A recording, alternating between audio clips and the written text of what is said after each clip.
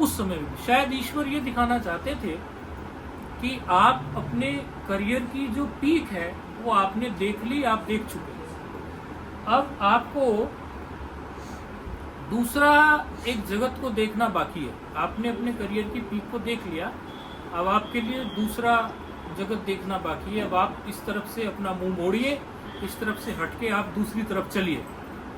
ऐसा शायद ईश्वर हमें कराना चाहते थे। इसीलिए मन को पूरा उधर से फिर हटा के पूर्णतः से एक शक्ति, एक सामर्थ्य ईश्वर ने दिया।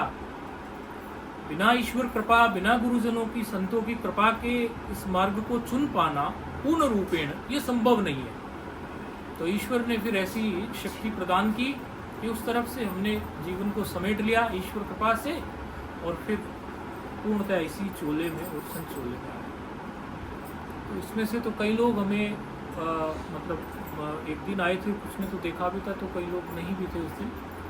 20, 22, 25, 20 साल में, 20 साल बाद देखा, लगभग 18-20 साल। अब इधर से हम आ रहे थे यहाँ, तो बहुत समय पहले, आज माँ कात्यायनी का दिन है, षष्ठमी दिवस।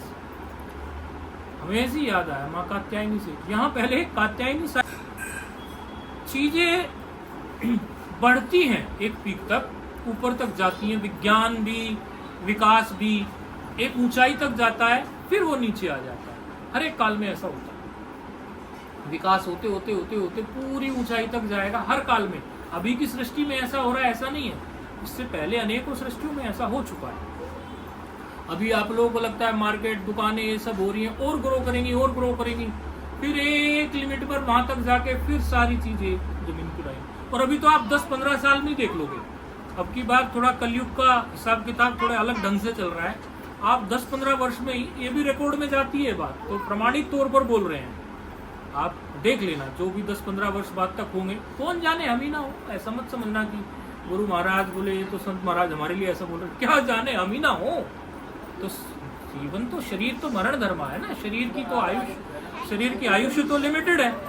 तो 10-12 वर्षों के बाद ही आप ये देख लेना, लगभग 10-15 वर्षों में इतनी सफाई हो जाएगी, इतनी सफाई हो जाएगी कि आप लोग देखोगे कि 10-15 वर्षों में ही कलयुग का अथल पथल, आपको उथल पाथल एकदम ऐसा नजर आएगा।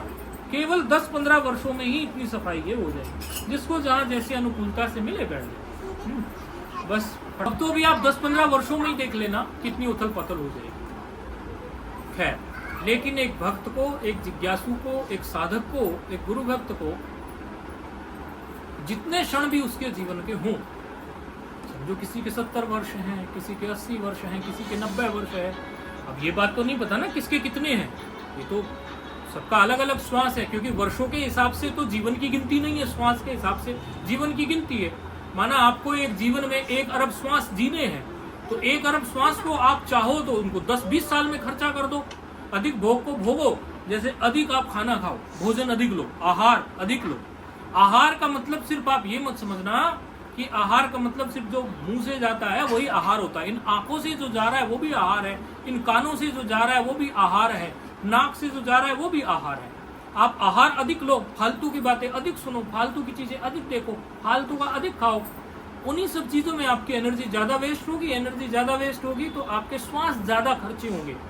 माना 1 मिनट में 16 श्वास आते हैं, आपके पूरे 16 ही खर्च हो जाएंगे। और वही आप ध्यान में, भजन में गुरुमुख होके जप करके करो तो 12 श्वास खर्चे होंगे, 10 श्वास खर्चे होंगे, 7-8 श्वास खर्चे होंगे। यहाँ भी ऐसे बालक कोई हमारे साथ हैं, किसी के नाम से नहीं कहते, कि जो 1 मिनट 2 मिनट श्वास रोक के श्वास के खर्चे को बिल्कुल कम कर देते हैं। इन्हीं बालकों में हैं जो हमारे साथ हैं। इनका इतना अच्छा अभ्यास हो गया है, अभ्यास कराते कराते, क्योंकि हम जो 4 नियम जो सिखाते हैं, बताते हैं, उसमें एक नियम प्राणायाम भी है। प्राणायाम प्रत्येक व्यक्ति के जीवन में जो उनसे जुड़ता है कि भैया प्राणायाम आपको अवश्य करना। तो प्राणायाम करने से क्या होता है कि उसका श्वास प्रश्वास जो है बहुत नियंत्रित हो जाता है, फिर ध्यान में बैठने में उसे बड़ी भारी मदद मिलती है। तो कुछ जो श्वास हमारे बच जाए, वो सद्कार्य में लगाओ, सद्वृत्ति में लगाओ, भजन में लगाओ। भक्त का तो सोचना है ऐसा, और भोगी का सोचना है ऐसा कि जितने श्वास हैं उनको खर्चा करो। भाई देखो, पूर्णिमा को चंद्रमा पूर्ण होते हैं, बड़े सुंदर लगते हैं, चांद की रोशनी और शीतलता, बड़ा आनंद आता। अभी शरद पूर्णिमा की बड़ा आनंद आता। भोगी व्यक्ति समुद्र किनारे भोग भोगते हैं। हम तो कई जगह गंगा किनारे देखते हैं तो वहां भी आजकल कपल्स बैठे होते हैं, कोई किनारे छोड़े नहीं किसी को, उनको भोग ही सूझता है। और वहीं तो किनारों पे संत भी बैठे होते हैं आसपास। हम गंगा जी के किनारों की बातें कर रहे हैं, हमारा खासा वास्ता गंगा जी से पड़ता है, माँ गंगा किनारे बैठते हैं। वहीं जो है वो बैठे हैं रात को 1-1 बजे 2-2 बजे तो कपल्स बैठे रहते हैं। वो आवारा लड़के लड़की कह दो, कपल्स को थोड़ा और ढंग से समझा दे दो, आवारा लड़के लड़की बैठे रहते हैं और वहीं संत भी बैठे रहते हैं। तो वही रात्रि, वही चंद्रमा, वही रोशनी, वही शीतलता भोगी के लिए भोग का काम कर रही है और योगी के लिए योग का काम कर रही है। इसी प्रकार जो भी हमारे जीवन में श्वास हैं, वो श्वास जो है हम एक भक्ति मार्ग से, योग मार्ग से, इस प्रकार संतों के जीवन से कुछ प्रेरणा लेके भी बिता सकते हैं और उसी तरह जीवन को हम भोग में भी बिता सकते हैं। ये तो हम पर निर्भर करता है।